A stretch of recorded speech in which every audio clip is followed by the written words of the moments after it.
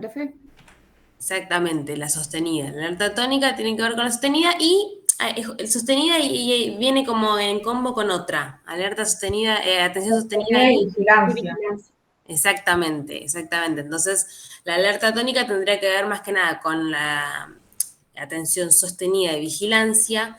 ¿Y la alerta vectorial o la atención Con la selectiva, ¿puede ser? exactamente, con la selectiva? Exactamente. ¿Y se acuerdan de las redes atencionales de Posner y Peterson?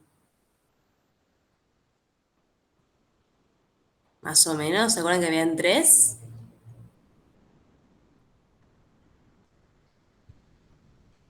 Si yo les bien, si yo les digo red de orientación, Selecciona información relevante, localiza la fuerza del estímulo y orienta los estímulos sensoriales. exactamente, selección, recepción, selección y análisis de información, ¿sí? Y almacenamiento también. Entonces, lo que es la alerta vectorial estaría en relación a la atención selectiva y en relación a la red de orientación que proponen Posner y Peterson. Y la alerta tónica estaría más en relación a la red de... ¿Qué red atencional? De alerta y vigilancia. Exactamente. Excelente. Como para ir retomando temas anteriores y ir relacionándolos. Perfecto. Entonces, si vamos a hablar de conciencia y lo vamos a reducir a la atención tónica y vectorial, digamos, estamos hablando de una capa muy básica, ¿sí? De la conciencia. Esto que decíamos de condición para, el de estar despierto, ¿sí? Entonces, lo que va a decir en realidad Tirapus Tarros es que la conciencia no es exactamente un sinónimo de atención, sino que la atención, esta alerta tónica y vectorial, es la condición para que haya conciencia, ¿ok? No es exactamente, no son exactamente sinónimos, sino que para que haya conciencia tiene que estar sí o sí esta base de alerta tónica y vectorial. Bien. Entonces decíamos la alerta tónica como la atención esta matriz base y la alerta vectorial más como la atención selectiva. Bien. Bases neuroanatómicas de lo que es la alerta tónica y vectorial, ¿sí? Ahora las vamos a ir viendo en fotos, pero incluye un montón de zonas cerebrales, ¿sí? Esto que hablábamos de sistemas funcionales complejos, no tiene una sola área que esté involucrada en la alerta tónica y vectorial, sino que hay un sistema de estructuras que se intercomunican. Tenemos sistema reticular activador, tálamo, sistema límbico, ganglios basales y córtex prefrontal. ¿Sí? Ahora vamos a ir viendo en esta fotito. Bien. Los núcleos basales o ganglios basales, ¿sí? Son un conjunto de estructuras que están en las profundidades del cerebro, si se dice que son subcorticales, y cumplen un montón de funciones, ¿sí? Tenemos desde control motor, generalmente son más conocidos por el control motor, ¿sí? Tienen que ver con los movimientos voluntarios, ¿sí? Y con la formación de hábitos, ¿sí? El aprendizaje de hábitos, automatización de conductas, memoria procedural, ¿sí? Es como una de las estructuras más importantes en justamente esto, la formación o automatización de conductas, formación de hábitos. Pero también va a cumplir un rol importante en los núcleos basales, ¿sí? En los ganglios basales, en funciones cognitivas, ¿sí? Tienen que ver con lo que se llama modulación dopaminérgica. La dopamina tiene que ver justamente con la motivación, con la expectativa de que algo beneficioso para mí va a suceder, ¿sí? Entonces, esa motivación para responder, perdón, dije beneficioso, pero no necesariamente, de que algo relevante, ya sea beneficioso o no, o peligroso para mí, va a suceder, ¿sí? Entonces, Va a influir en la motivación para responder, y cuanta más motivación haya de base, más, digamos, más activación cortical, ¿sí? Va a haber. Entonces, retomando, núcleos basales o ganglios de la base, ¿sí? Son un conjunto de estructuras que están en las profundidades del cerebro que cumplen funciones tanto en el control motor, ¿sí? Movimientos voluntarios, en el aprendizaje y los hábitos, ¿sí? Y en funciones cognitivas y emocionales. Influyen en motivación, toma de decisiones, regulación del comportamiento, ¿sí? Procesamiento de recompensas, que eso tiene mucho que ver con la dopamina, ¿sí? La dopamina en general, en todo lo que es el ámbito psi, se la conoce por la anticipación de recompensas, ¿sí? La dopamina en realidad tiene un montón de funciones, ¿sí? Un montón de receptores distintos, tiene que ver con la motivación y con el procesamiento de recompensas, pero no solamente, ¿sí? También tiene mucho que ver con lo motor y demás.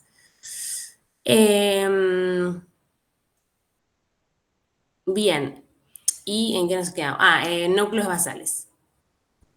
Y después también nombramos el sistema reticular activador, ¿sí? Tenemos, entonces, sistema reticular, ganglios basales ya los nombramos. Sistema reticular activador, ¿sí? Es una red de neuronas que están en el tronco encefálico. En la imagen de la derecha se ve en esta parte amarilla, ¿sí? Están en el tronco del encéfalo y proyectan hacia el tálamo y hacia la corteza, ¿sí? Y su función principal es regular justamente el nivel de vigilia y de alerta de base, ¿sí? ¿Se acuerdan que también, para retomar conceptos anteriores, el modelo de Luria planteaba el bloque 1, que era el bloque basal, y una de las estructuras era justamente el sistema reticular, ¿sí? Perdón, en realidad es el tronco encefálico en el cual se encuentra el sistema reticular, ¿sí? Cuando está activo este sistema reticular activador va a favorecer lo que es la alerta tónica, y cuando disminuye su actividad va a aparecer somnolencia, cansancio, ¿sí? Como si fuera un interruptor del encendido general del cerebro. Bien, después tenemos sistema límbico, ¿sí? Que está muy relacionado con funciones en relación a la emoción y a la memoria, ¿sí? Ya lo vamos a ver más cuando veamos esos dos temas. Tálamo, que como siempre decimos es la estación de relevo de toda la información que después va a ir a la corteza, y córtex prefrontal, que también lo vamos a ver, que tiene que ver mucho con funciones ejecutivas, planificación, organización, ¿sí? De la conducta, adaptación al contexto.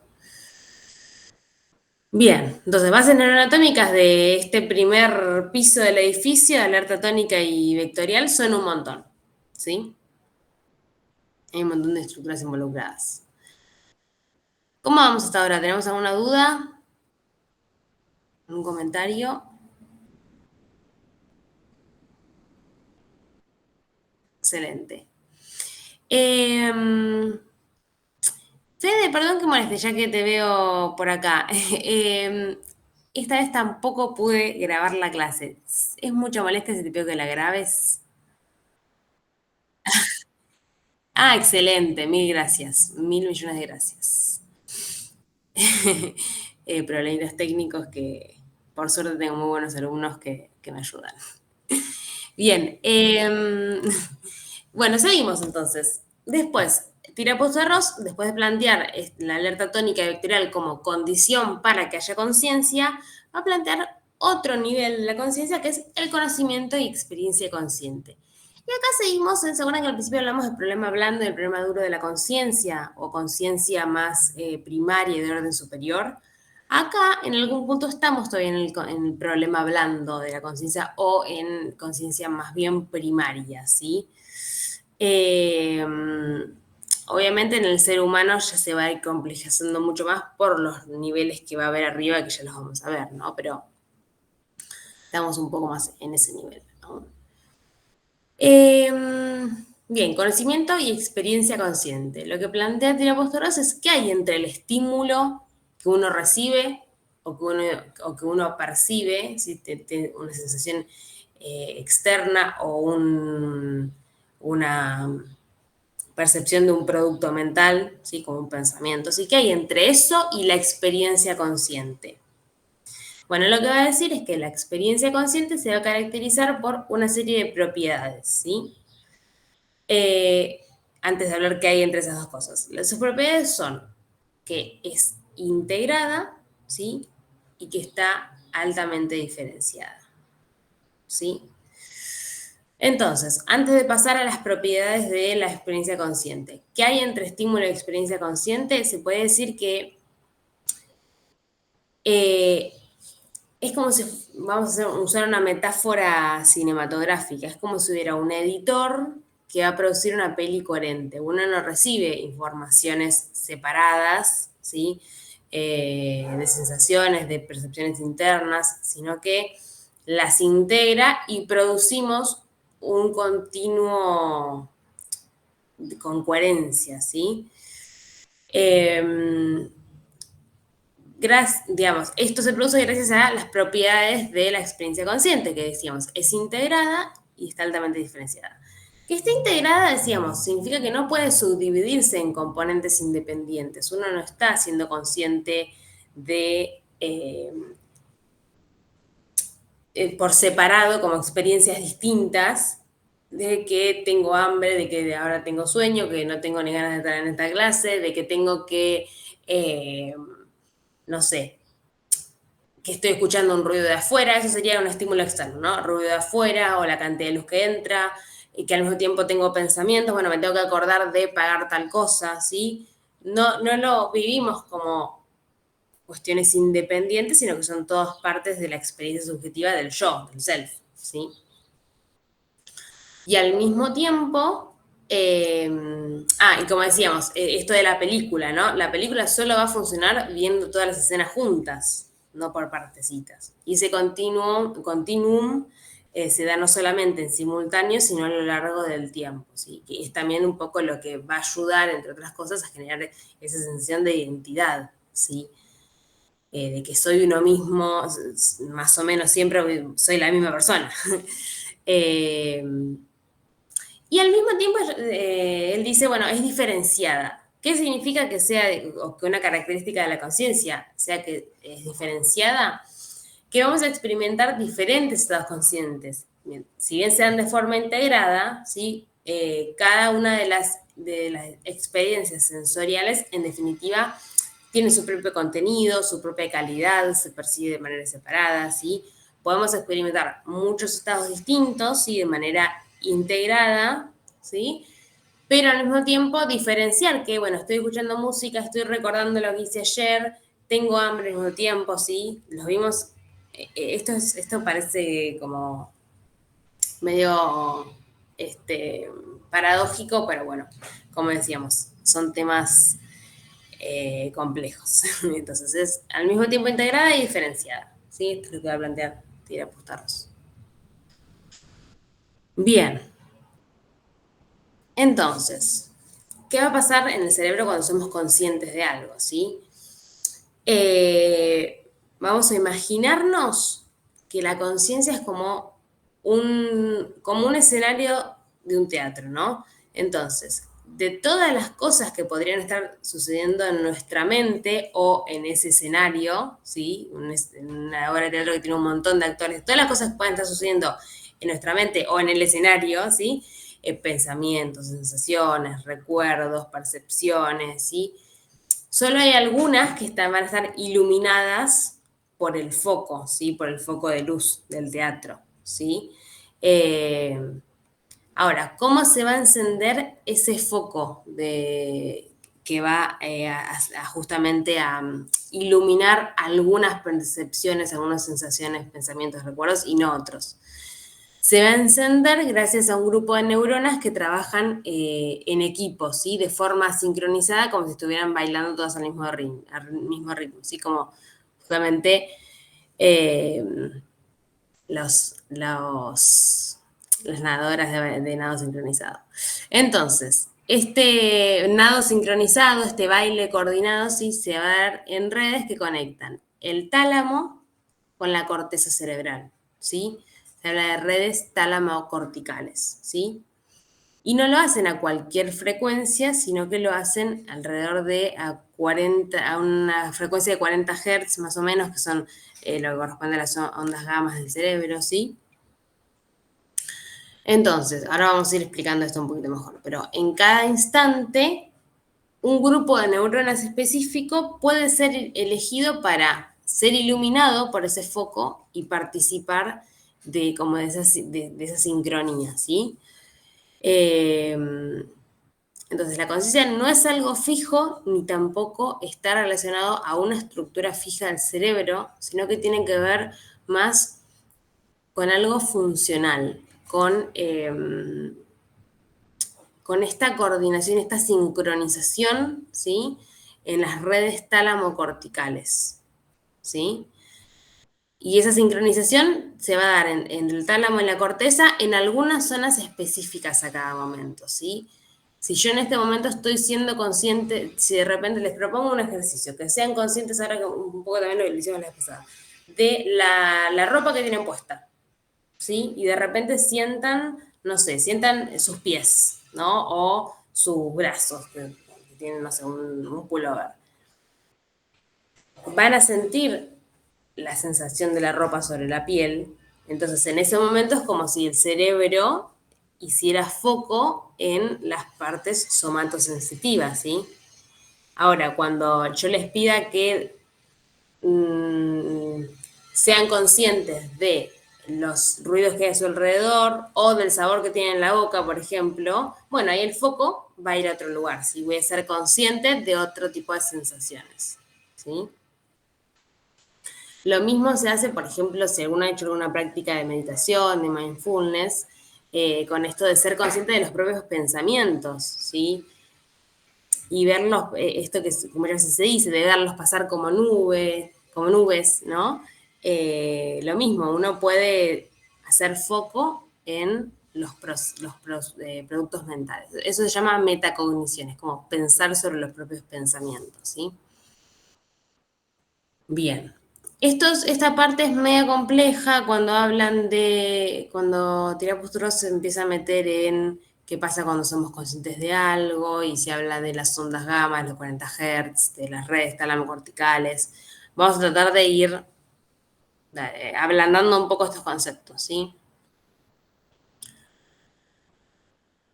Bien, lo que plantea también Tirapus es cómo es que la percepción o la sensación va a tener significado, ¿sí? Gracias al campo proyectivo, ¿sí? De la neurona. Es decir, de las conexiones de cada neurona con otras neuronas que van a codificar los conceptos asociados, ¿sí?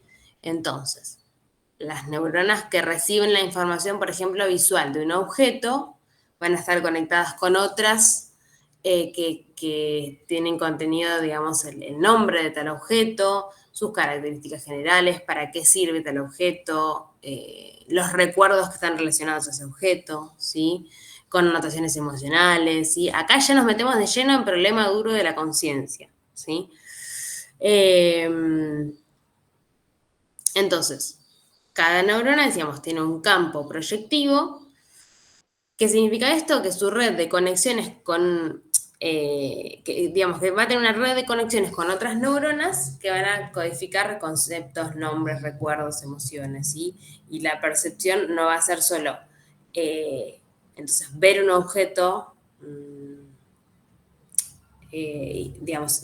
percibirlo objetivamente, sino conectarlo en simultáneo con todo lo que sabemos, sentimos, ¿sí? Sobre él. Entonces, ahí es donde la experiencia consciente se empieza a volver una experiencia significativa y personal, ¿sí?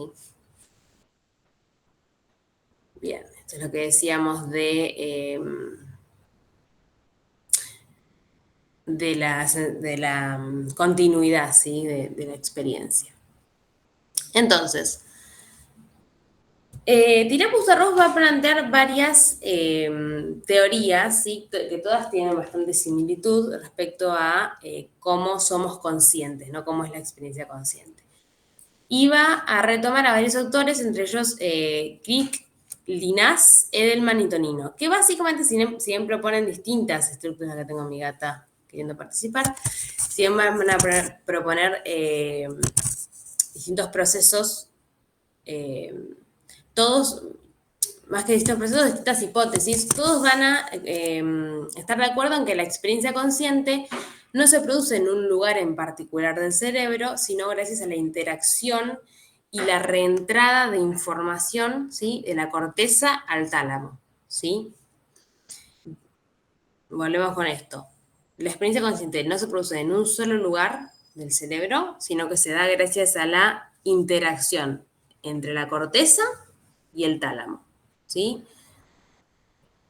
Y esa interacción no se da de cualquier manera, sino que se da de manera sincronizada, ¿sí?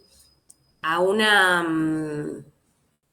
Cuando hablábamos de las ondas Hertz, a una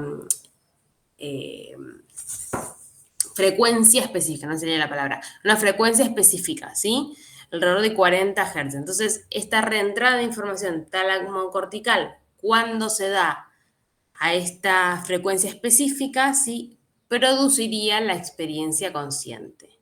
¿Ok? Profe, Sí, ¿esto tiene que ver con lo que hablábamos de las áreas unimodales y multimodales? sí, Ah, totalmente. ok. Porque lo voy llevando por ahí. ¿Cómo? Porque lo voy llevando por ahí, como que son al mismo tiempo, pero diferenciadas.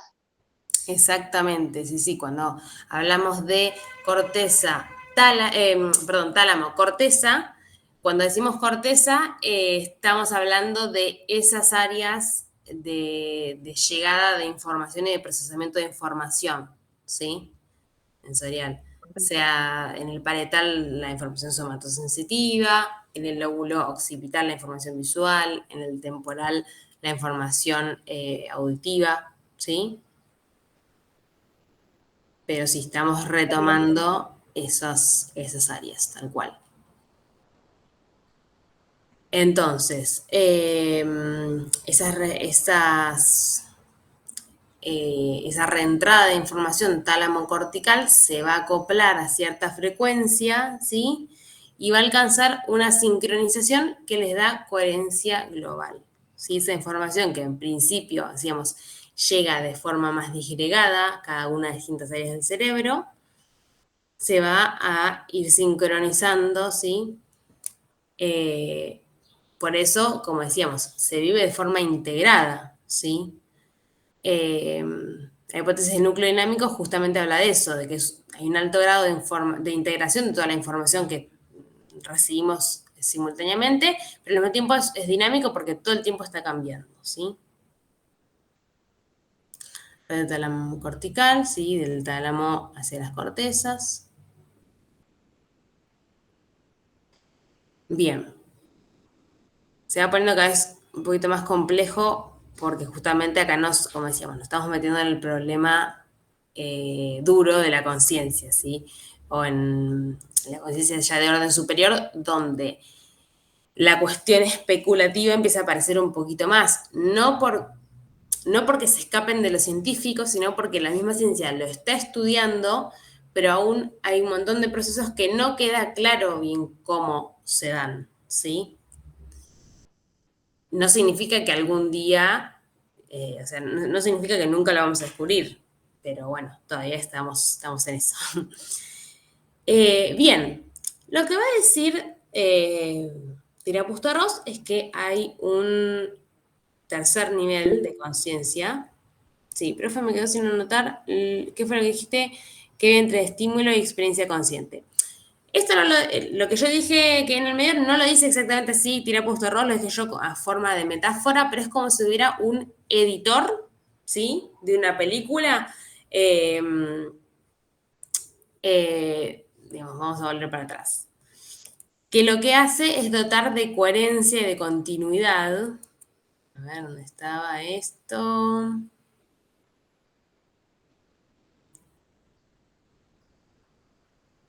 Esto, entre estímulo y experiencia consciente, hay como una especie de editor que va a producir una película coherente, ¿no? Esto no lo dice el autor exactamente así. Es una metáfora que yo saco a partir de lo que él dice. pero que va a hacer que esos estímulos que en principio llegan de manera relativamente desintegrada, ¿sí? Lo visual, lo somatosensitivo, lo temporal, sean percibidos en definitiva como una continuidad, así como una película coherente. ¿Y qué es lo que hace que esa peli sea coherente? Bueno, este editor, ¿no? De la película. ¿Y cuál es ese editor? Bueno, se podría decir que no es que es un área específica del cerebro, sino que es más bien esta sincronización entre las redes tálamo-corticales, ¿sí?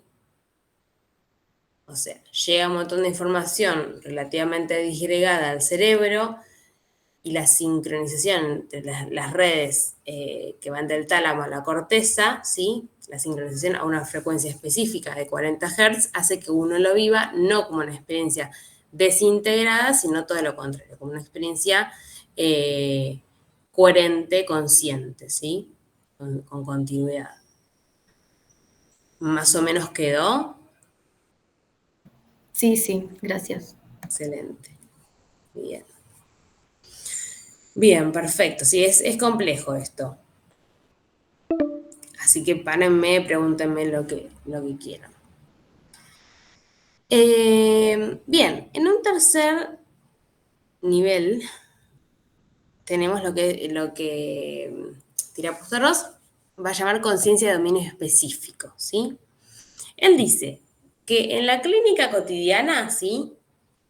Se ven todo el tiempo ciertos pacientes que él dice no ven y creen ver, que no mueven una parte del cuerpo, no sé, una extremidad, un brazo, pero lo niegan, ¿sí? Que son amnésicos, pero no registran que tienen esa falta de memoria y por ahí para llenar las lagunas hay una cuestión de fabulación, ¿sí? No por una cuestión de ser mentirosos, ni mucho menos, sino porque no registran, ¿sí? Los déficits, ¿sí?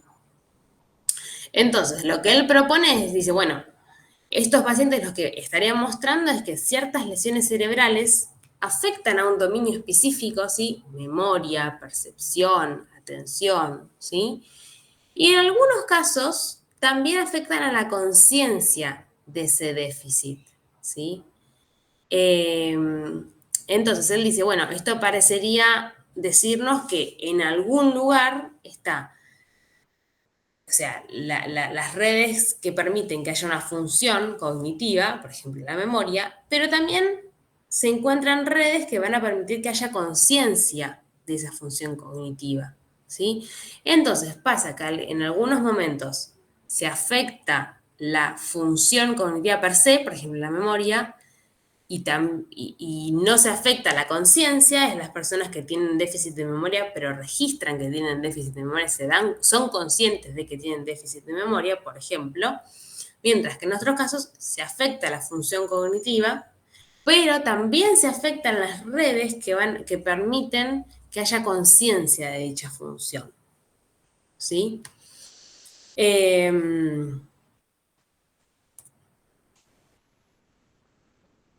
Entonces, acá estamos. Entonces, digamos, si hay daño cerebral en esa función y en el área que sostiene la conciencia de la función, la persona puede no darse cuenta de que tiene ciertas dificultades, ¿sí? Los distintos modelos de Tirapusterros van a diferir en si existe una sola conciencia general o si existen varias conciencias específicas, ¿no? Pero sí van a coincidir en que hay como una especie de centro de control superior que regula los sistemas cognitivos, ¿sí? Entonces, esto explica por qué hay muchos pacientes que no perciben sus propios déficits, aunque todo el mundo alrededor se esté dando cuenta, ¿sí? Esto está relacionado con la nosognosia, ¿sí? O con la no conciencia de enfermedad. Tiene un nombre específico, se llama anosognosia, ¿sí? Suele dar en patologías específicas como, por ejemplo, la afasia de Wernicke. ¿Se acuerdan que el área de Wernicke, que está en el lóbulo temporal, es un área que está íntimamente relacionada con la comprensión del lenguaje, ¿sí? Cuando hay afasia de Wernicke, o sea que la persona tiene, por fallas en esas zonas, en esos circuitos, no puede comprender el lenguaje, aunque escuche perfectamente bien, generalmente siempre hay anosognosia, no hay conciencia de enfermedad. Si la persona no se da cuenta que no está comprendiendo y produce el lenguaje, claro, como no comprende ni lo que escucha ni lo que produce, genera un discurso sin sentido, ¿sí? Pero en ningún momento registra que no hay sentido, ¿sí? Mismo pasa con pacientes con amnesia severa, ¿sí? Que preguntan varias veces lo mismo sin registrar que ya lo preguntaron, o con, por ejemplo, esquizofrenia, ¿sí? En esquizofrenia hay bastante poca conciencia de enfermedad, a veces por momentos cuando están los pacientes compensados y bueno, tienen como ciertos momentos de conciencia, ¿sí? De la enfermedad, pero en general es muy difícil porque tienen digamos, la percepción de la realidad alterada, ¿sí? Pero no tienen conciencia de esa alteración de la percepción de la realidad, ¿sí? Distinto es, por ejemplo, en el caso de un paciente con TOC que tiene pensamientos intrusivos, ¿sí? El paciente con TOC se da cuenta de que hay algo que no está yendo demasiado bien, ¿sí? De que son pensamientos intrusivos, de que está interpretando en general, ¿no? En general, hay pacientes con TOC que no tienen conciencia de enfermedad, sobre todo en casos muy graves, pero en general se dan cuenta que hay algo de esos pensamientos intrusivos que no tienen que ver con ellos, que genera mucho malestar, ¿sí? Bien. Entonces, cuando hablamos de conciencia de dominio específico, vamos a hablar de funciones como la percepción, el lenguaje, la memoria, el reconocimiento, ¿sí? Entonces, en la nosognosia, ¿sí? Por ejemplo, pueden estar fallados, no sé, sistemas motores y sensoriales, ¿sí? Pero lo que falla no son solo esos movimientos, sino la construcción cerebral de la propia experiencia corporal, ¿sí? Entonces, es un cerebro que, digamos, perdón, mejor dicho, es una patología que nos va a mostrar que la conciencia no solamente es equivalente a recibir información, sino también a integrarla, interpretarla y hacerla accesible a la experiencia subjetiva. ¿Sí? Bien. Tengo idea. Espera. Este es un videito de un caso de un paciente con esquizofrenia y creo que es la madre que cuenta, o sea, da cuenta de esa no sé, de la no conciencia de enfermedad, ¿sí? Vamos a ver un pedacito. La patología se llama anosognosia. Esperen que la voy a anotar en el chat.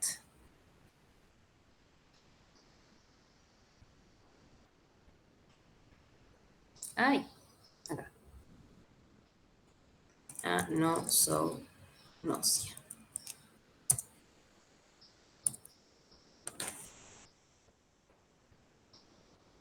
Bien. ¿Ahí siguen viendo la diapositiva? Bien.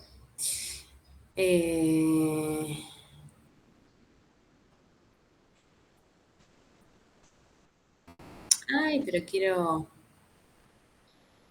Esperen que le pongo los subtítulos.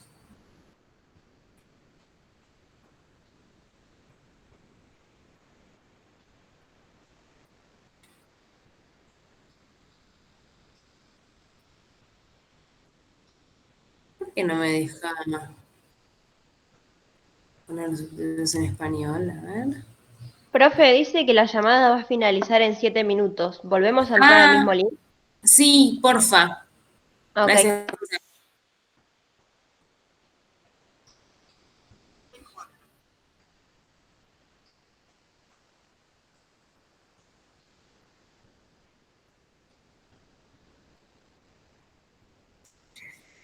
Ay, bueno, no sé por qué no me deja poner los subtítulos en español. Hace un rato.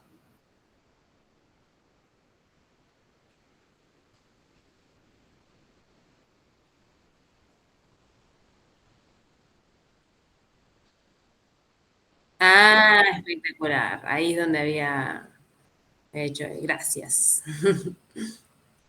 Ahora sí.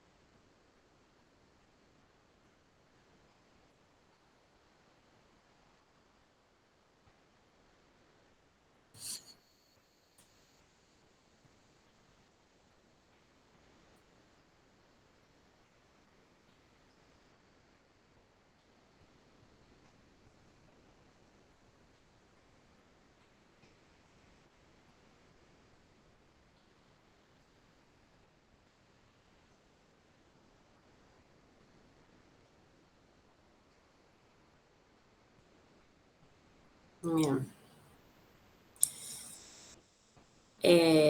Bueno, como decía el mismo video, ¿no? Cuando hay anosognosia es mucho más difícil sostener un tratamiento. Ahí es clave la red social del paciente, ¿sí? La familia, mucha psicoeducación, ¿sí? Como para que haya una red contenedora que le permita al paciente más o menos ir sosteniendo un tratamiento, ¿sí?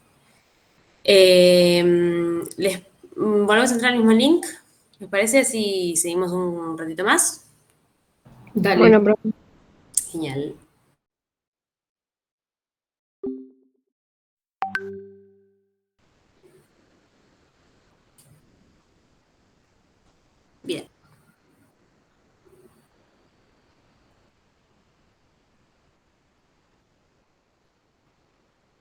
Bien, y después, por último, Tirapustarros va a plantear, yo digo Tirapustarros, pero en realidad son varios los que escriben el artículo, en esta primero, pero va a plantear un último nivel de conciencia, que es la autoconciencia y la teoría de la mente, ¿sí? Que ya estamos acá, como decíamos, pleno problema duro de la conciencia o conciencia de orden superior, ¿sí? Bien, ¿qué es la autoconciencia? La autoconciencia es un atributo que en principio se dice, y Terapus lo plantea de esta manera, que es exclusivamente humano. Hay otros autores, otros estudios que plantean que hay autoconciencia también en primates superiores, ¿sí? Está este estudio clásico con el espejo, en donde se le pone un espejo a ciertos, no sé, monos, primates, no sé, para ver si se autorreconocen o tienen algún tipo de reacción que podrían hablarnos de un autorreconocimiento. Y en algunas especies hay cuestiones del orden de la autoconciencia, mucho menos complejas que en el ser humano, ¿no? Pero existe. Pero en principio, bueno, lo que va a plantear Tirapus-Tarros es que es un atributo humano que va a permitir conciencia de uno mismo, así como conciencia de uno mismo en un contexto, ¿no? Como captar la posición de uno mismo en el entorno social, ¿sí? Si uno hiciera lo que dice Tirapu es, si uno hiciera una organización jerárquica de todas las funciones mentales, la autoconciencia estaría arriba del todo, porque es como esta, como decíamos hoy, metacognición, ¿no? Como conocer los propios conocimientos, ¿no? Lo que hace la autoconciencia es controlar la propia actividad mental, ¿sí? Representar lo que me está pasando ahora y relacionarlo con experiencias previas, ¿sí? Usar el conocimiento que ya tengo almacenado en la memoria para resolver situaciones nuevas, ¿sí? O guiar mi toma de decisiones, ¿sí? Y es una propiedad emergente del cerebro. Acá volvemos a lo que habíamos hablado en la primera clase del materialismo emergentista, ¿no? La mente como esta propiedad que emerge de sistemas físicos, ¿sí? Al principio habíamos hablado de estar consciente y ser consciente, ¿sí? Conciencia primaria o conciencia de orden superior. El ser consciente es esto de la autoconciencia, ¿no? Es capacidad de percibirse a uno mismo en términos relativamente objetivos, manteniendo un sentido de subjetividad, ¿sí? Repito, capacidad de percibirse a uno mismo en términos relativamente objetivos, ¿sí? Manteniendo un sentido de subjetividad, o sea, la sensación de que soy yo el que me estoy percibiendo a mí mismo, ¿sí? El español lo que tiene, a diferencia del inglés, por ejemplo, es que tiene esta distinción entre ser y estar, ¿sí? Es un recurso lingüístico que nos sirve para justamente distinguir entre estos dos estados. Simplemente estar consciente, estar despierto, ¿sí? De estar no durmiendo y ser consciente, ¿sí? Entonces, percibirse uno mismo en términos relativamente objetivos, manteniendo sentido de subjetividad, ¿sí? O sea, percibirse como si fuéramos un objeto, ¿sí?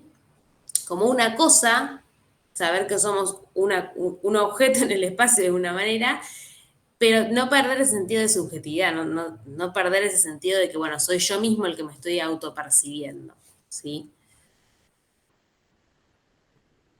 Bien.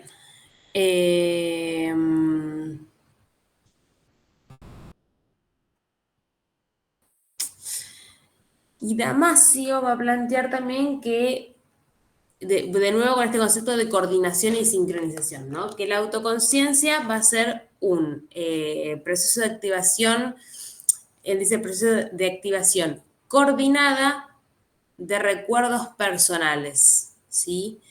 Es una red que se va a activar todo el tiempo, va a estar permanentemente activa mientras estemos despiertos, ¿sí?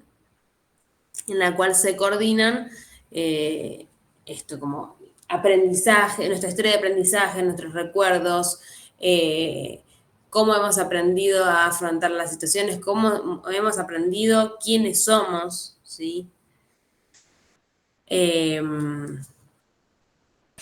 Bien. Una de las principales áreas cerebrales involucradas, ¿sí?, es el córtex prefrontal. Bien, está en el lóbulo frontal. ¿Por qué Tirakus de Ross plantea que es una de las principales zonas involucradas en la autoconsciencia? Bueno, porque es una zona que recibe señales que vienen de todas las regiones sensoriales, ¿sí?, en las que se forman las experiencias conscientes. Recibe señales de cortezas somatosensoriales, ¿sí?, que representan estados corporales pasados y actuales, ¿sí? Recibe señales de sectores biorreguladores del cerebro, ¿sí?, todo lo que tiene que ver con el tallo cerebral, la amígdala, estructuras bien profundas del cerebro, bien subcorticales, que van a justamente regular el estado corporal. Y no solo va a recibir información de todas esas áreas, sino que también va a poder representar situaciones. Cuando uno habla de representar, habla de traer a la mente situaciones, objetos, recuerdos, personas que no están en este momento, que no están presentes, sino que las estoy representando, ¿sí? Con la ausencia del objeto ya me lo puedo representar mentalmente, ¿sí? Me puedo representar a modo de recuerdos y también puedo usar mis recuerdos para categorizar situaciones que estoy viviendo actualmente, ¿sí? O sea, uno, como decíamos, uno no percibe objetivamente la realidad, sino que ya la percibe desde ciertos sesgos perceptivos, ¿no?, que van a tener que ver con mi historia de aprendizaje. Por ejemplo. Profe, Sí. ¿es en relación con la memoria activa? ¿Con la memoria? Activa o de trabajo, que se dice. Sí, cuando uno está conscientemente pensando en algo y tiene esa representación mental en el foco de la atención y está haciendo algo con eso, lo estás manipulando de alguna manera, usando esa información, se habla de que ahí entra en juego la memoria de trabajo, tal Ah, cual. ok. La memoria de trabajo es una de las principales funciones ejecutivas, ¿sí? Entonces sí, la memoria de trabajo ayuda a eso, a sostener en el foco mental cierta información que yo estoy utilizando. Estas representaciones también, o estas categorizaciones de situaciones, no solo se dan de forma consciente gracias a la memoria de trabajo, ¿sí?, sino también de forma automática, ¿sí? Los famosos, no sé, prejuicios que uno se hace sobre una persona, ¿no? Cuando esta primera impresión que uno tiene de una persona tiene que ver no solo con lo que estoy percibiendo objetivamente, ¿sí?, de la persona, sino con ideas previas que yo ya tengo en mi memoria, aprendizajes, ¿sí?, preconceptos que voy a aplicar al ver ciertas características, ¿sí? Como decíamos en la primera clase, al cerebro le encanta ahorrarse energía, ¿sí? Ya de por sí gasta mucha energía, no quiere gastar más de la necesaria.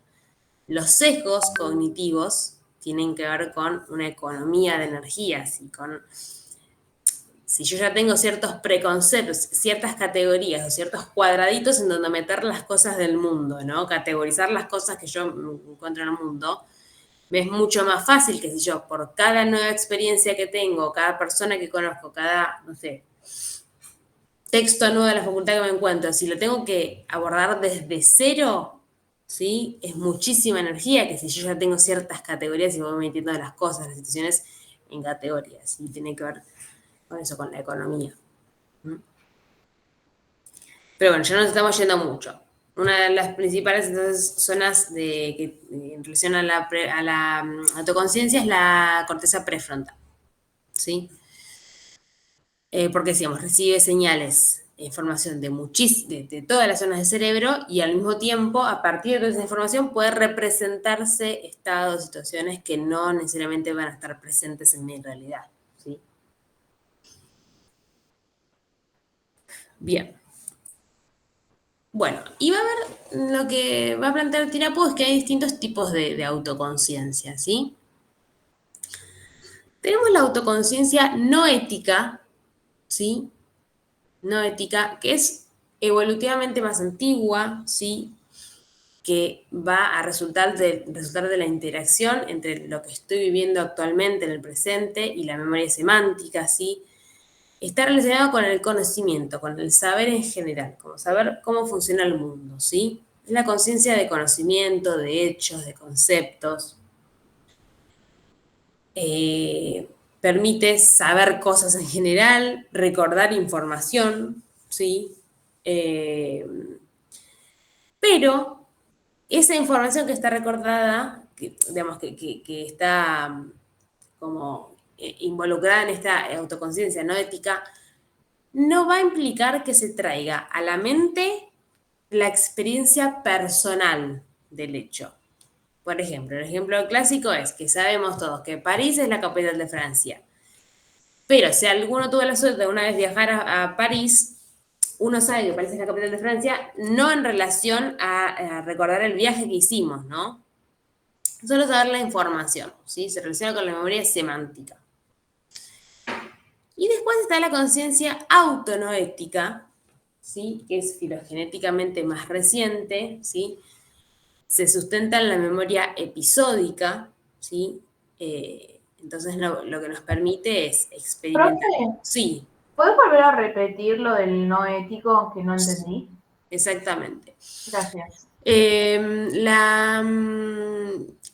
La conciencia no ética, ¿sí? Es un tipo de conciencia de conocimientos, de hechos, de conceptos que no van a estar ligados a experiencias personales con ese hecho, con ese concepto, ¿sí? Como conocimiento sobre cómo funciona el mundo en general, sin traer a la memoria mi experiencia personal con ese concepto. Acá estamos más en lo que es la conciencia primaria, si se quiere, ¿no? Por ejemplo, los animales. Acá tengo mi gata. Ella sabe que si abro el paquete de comida, o sea, tiene el conocimiento de, si escucha el ruidito del paquete de la comida abriéndose, es porque le estoy por servir, ¿no? Comida. Entonces viene corriendo. Ahora, no sabe, no lo relaciona con la experiencia personal en la cual ella aprendió que ruidito del paquete igual comida. Ok, ya entendí. Bien. Gracias. Es lo que nos permite saber cosas, recordar información general, ¿sí? Recordar hechos, conocimientos, ¿sí? Pero sin traer a la mente la experiencia personal, ¿sí? Tiene que ver con el saber, ¿sí? En cambio, la conciencia autonoética sí va a tener que ver con recordar experiencias personales, ¿sí? Es como si nos permitiera hacer un viaje en el tiempo, ¿sí? No necesariamente de hechos como objetivos, sino que es la conciencia de la experiencia personal, ¿sí? Permite recordar eventos pasados, ¿sí? Que nos han pasado a nosotros mismos desde nuestra propia perspectiva, imaginar situaciones futuras en las cuales estamos involucrados, ¿sí? Es una autobiografía, básicamente. Profe, dijiste que se sustenta en qué tipo de memoria. La memoria, le voy a entrar acá, memoria no ética se sustenta en la memoria semántica. Y memoria autonoética se sustenta en la memoria episódica.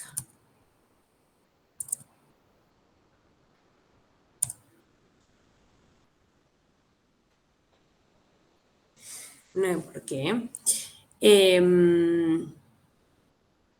La memoria semántica justamente es eso, el conocimiento de hechos más allá de nuestra propia experiencia personal con esos hechos. Y la memoria semántica, íntimamente vinculada a la memoria autonoética, ¿sí? O a la conciencia autonoética, mejor dicho, es la conciencia de la propia experiencia personal, ¿sí?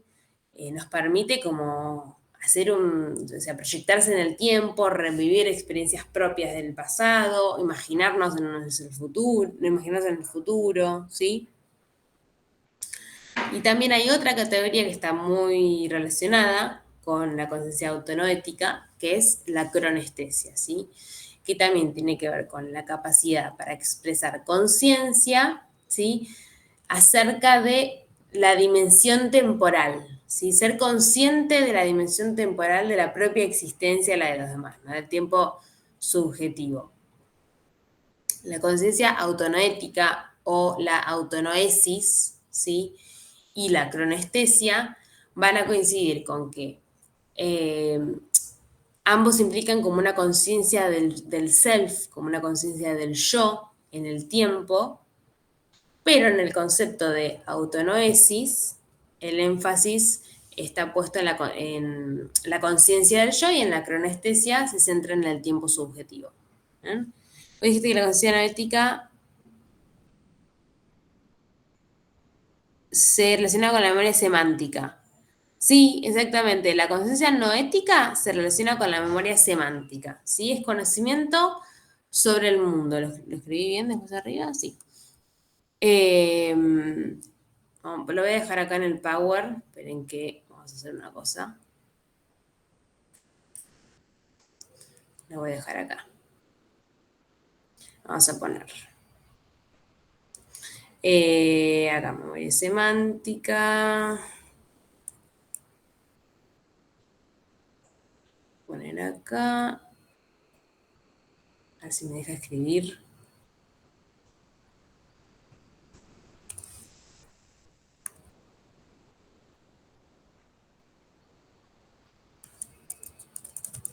Memoria semántica. Y lo mismo vamos a hacer con memoria episódica.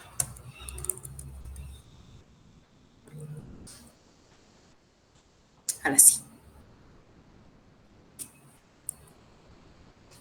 Ahí.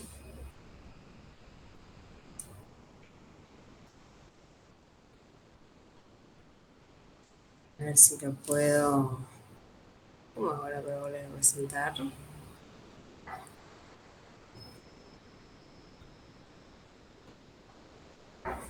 La segunda conciencia sería más conciencia de orden superior.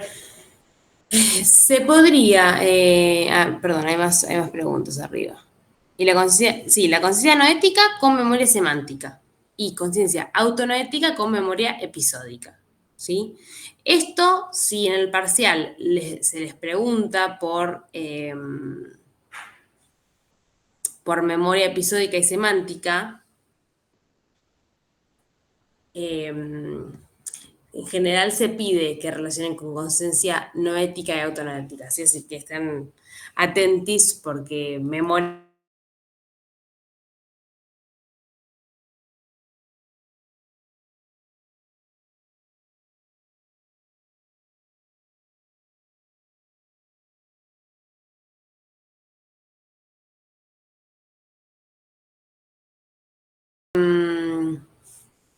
Hablando de eso me hicieron acordar, no son los teóricos en sí mismos, pero se da un taller de métodos de estudio, bien, y se aprovecha de que se da ese taller para hacer una investigación que tiene que ver con investigar ciertos procesos cognitivos antes del taller e investigarlos después, a ver si el taller tuvo realmente o no un efecto. Hay un cuestionario, sí, que les voy a mandar ahora, un Google Forms, que la idea es que lo completen todos, no importa que vayan o no a teóricos, al taller, que lo completen todos los que puedan, ¿sí? Ahí se los mando por WhatsApp, es para medir distintos niveles de distintas funciones. Ahí se los mando. Bueno, y mientras tanto, a ver si nos quedó algo. Hay un videito que está re lindo de una neuropsicóloga que es súper importante, que se llama Lisa Feldman Barrett.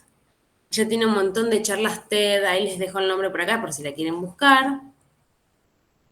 Y vamos a ver uno ya como para cerrar con eso, ya los dejo libres. Feldman Barrett. Ella tiene libros, videos y es súper interesante lo que plantea y a ver si puedo volverles a compartir la pantalla y vamos a terminar con un videito de ella. Tienen que conectar la compu.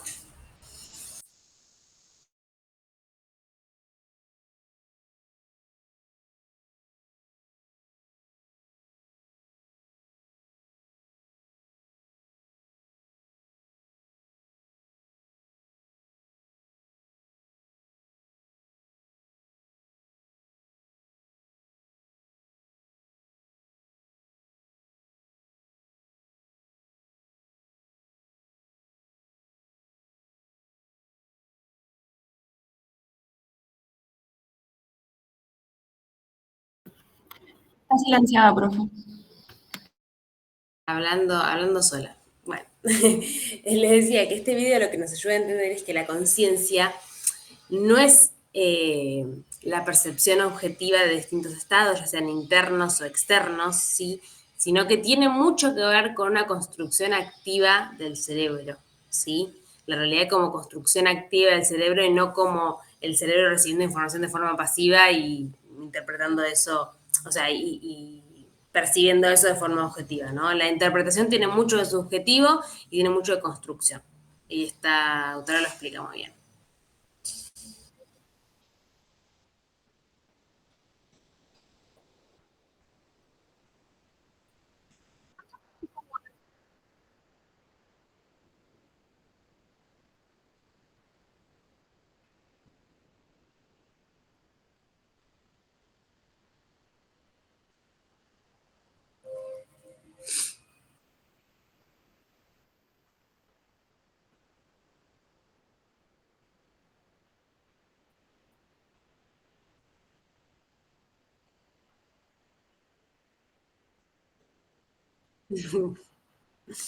Pero ¿por qué no me deja poner subtítulos? Lógicamente están... Tío, ahí está.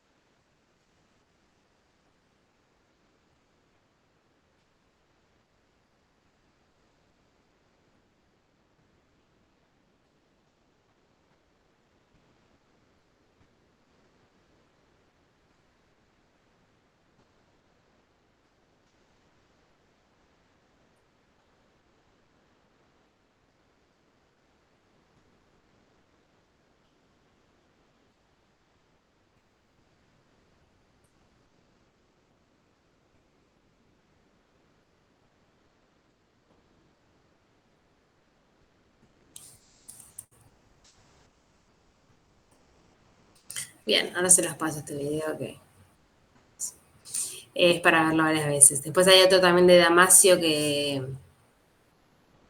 está muy bueno, también habla de la relación entre la autoconciencia y el propio cuerpo, ¿no?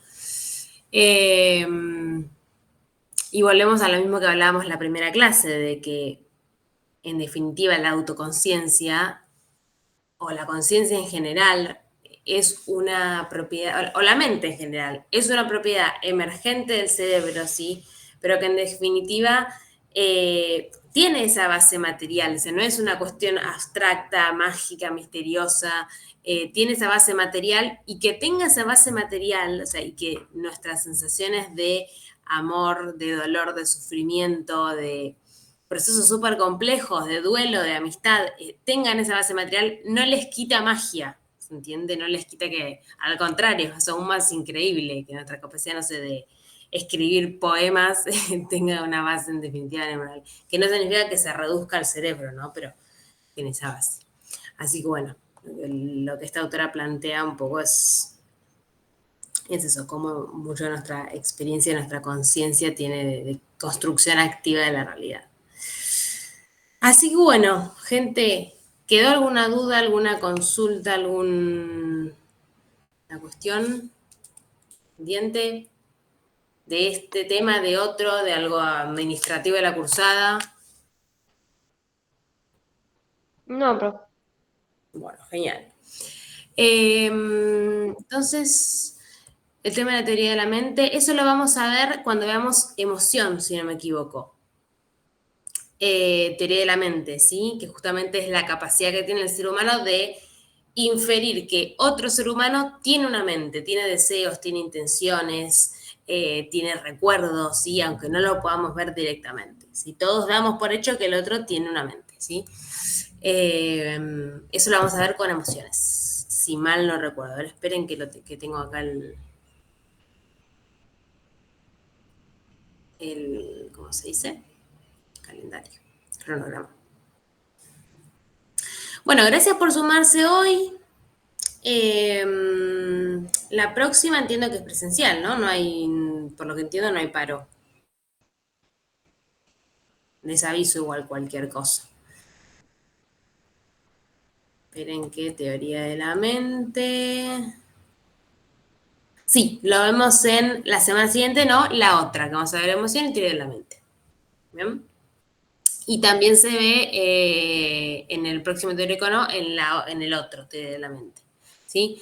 Traten de ir los que pueden al teórico, ¿sí? Porque siempre sumo, porque hay temas que se ven en teóricos que no se ven en prácticos, ¿sí? Y viceversa. La semana que viene, ¿qué temas en práctico? Vemos memoria, ¿sí? Vamos a ver memoria y amnesias. Así que al que pueda traer el material leído, suma un montón.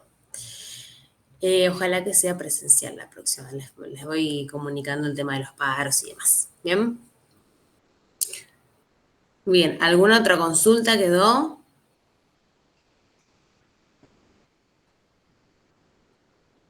No. Bueno, cualquier cosa me escriben. ¿Sí? Que tengan Bueno, Chao, profe. un beso grande. Gracias, profe. Chao.